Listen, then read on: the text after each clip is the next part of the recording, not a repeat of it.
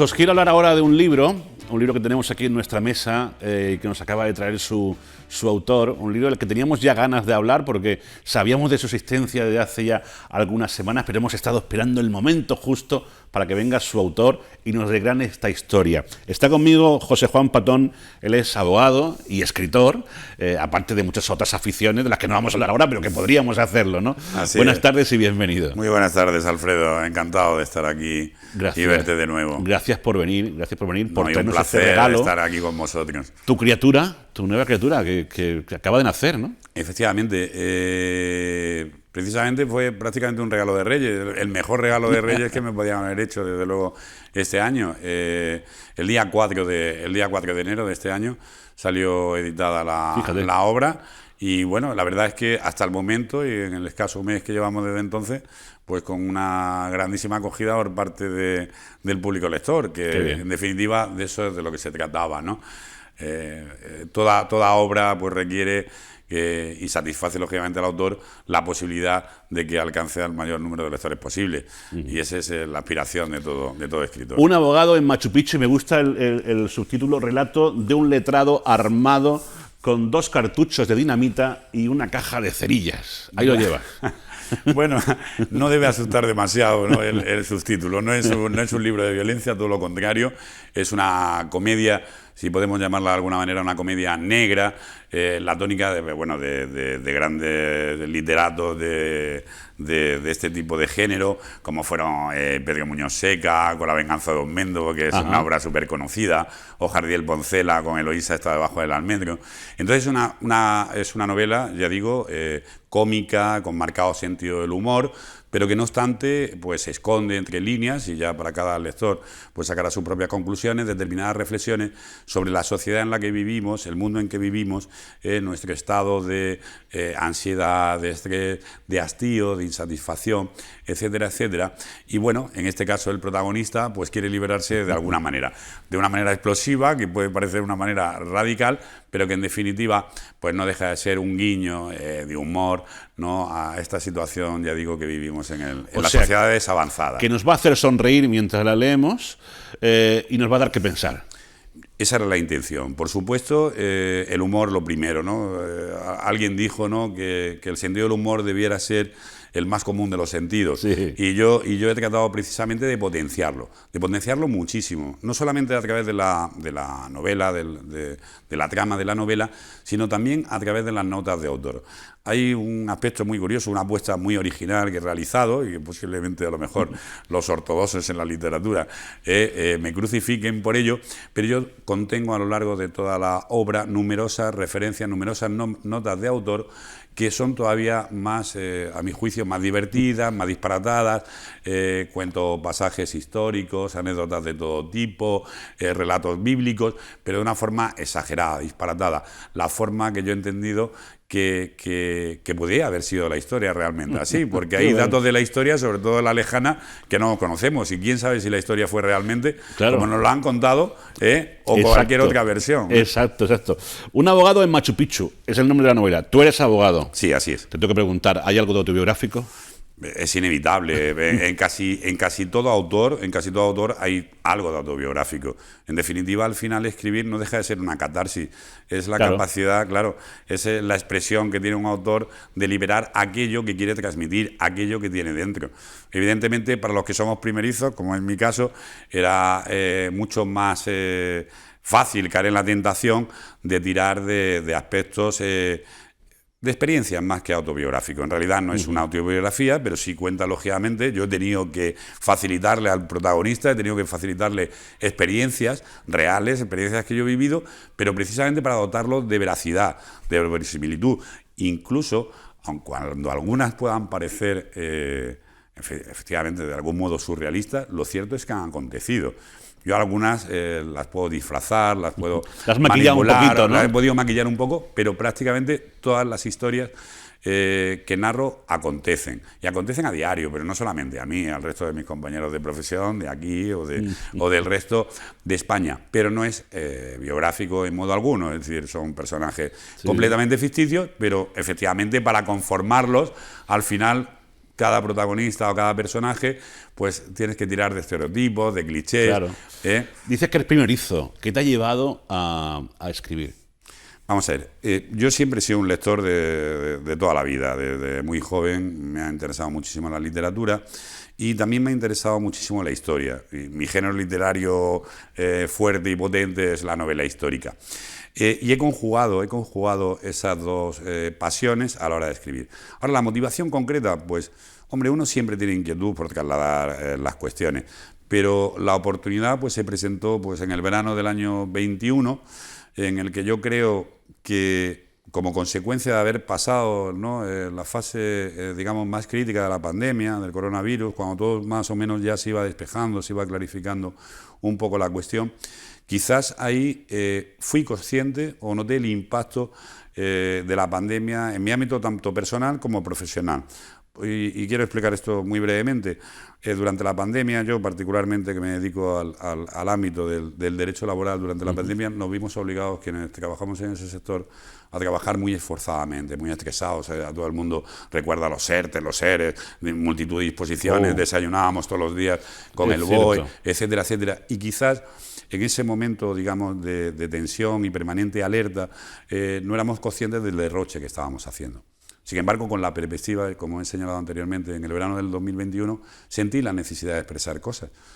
Y decidí, digo, bueno, pues salto la línea de ser un ávido lector o un habitual lector, salto la línea y ahora voy a ser yo el que quiero contar una determinada historia y trasladarla al resto. Pero insisto, con marcadísimo sentido del humor, porque es lo que necesitamos hoy en día. Es decir, tenemos ya demasiados problemas. No reniego de otro tipo de literaturas que pueden ser más íntimas, más personales y que son, lógicamente, también perfectamente válidas y para determinado público, pero yo quería que la gente se divirtiera. Y hasta el momento, y quienes han tenido la oportunidad de leerlo, aunque lleva muy poco tiempo publicado, pero se lo han leído muy rápidamente y de forma muy ágil, pues efectivamente todos me felicitan en el sentido que han pasado un rato entretenido, un rato divertido, que les ha arrancado risas, sonrisas y sobre todo les ha arrancado carcajadas, y de eso se trataba. Qué bueno. Y como dice el dicho, ha sido llegar y besar el santo, porque como bien decía, la crítica muy buena, también las ventas.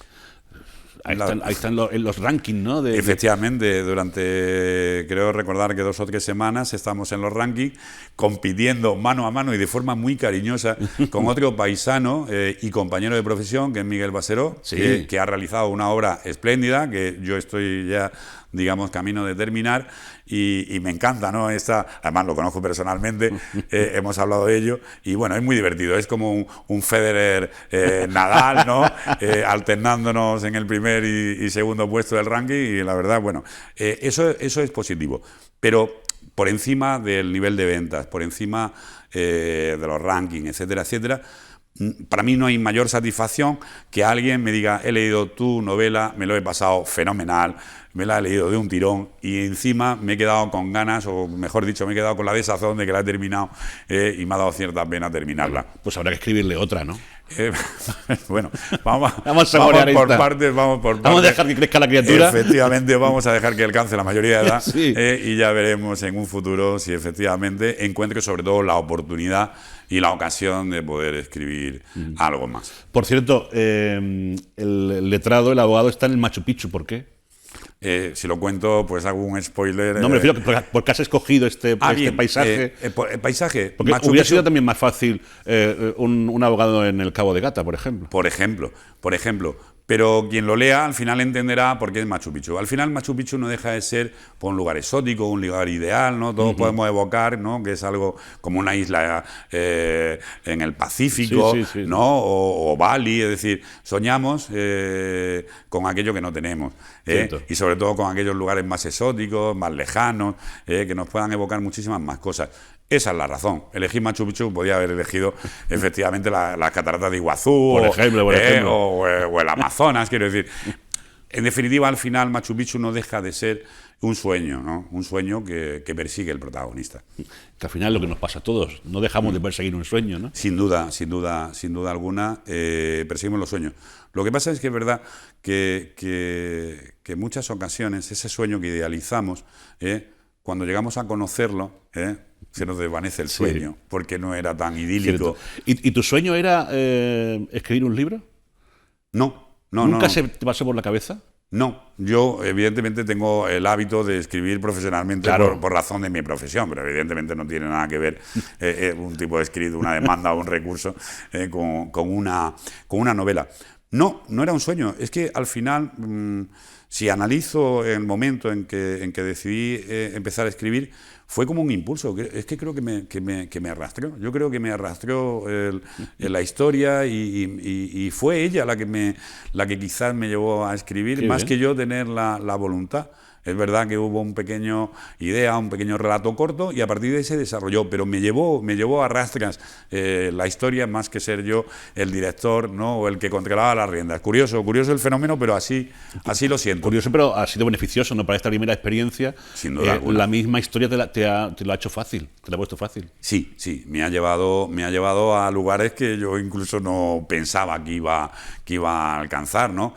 Es decir, para quienes somos primerizos, sobre todo una novela, porque un relato, un ensayo, una colección de relatos cortos es otra forma de escribir. Al final no tiene uno que introducirse tanto, por ejemplo, en el tema de los diálogos, que efectivamente nos puede costar más trabajo a quienes no estamos acostumbrados, Claro. Pero sí, todo fue encajando, sin prejuicio, lógicamente, que eso también lleva su trabajo, su tiempo y unas labores de corrección también muy importantes y un poco arduas también. Imagino. Bueno, ¿y está a la venta en todas las librerías?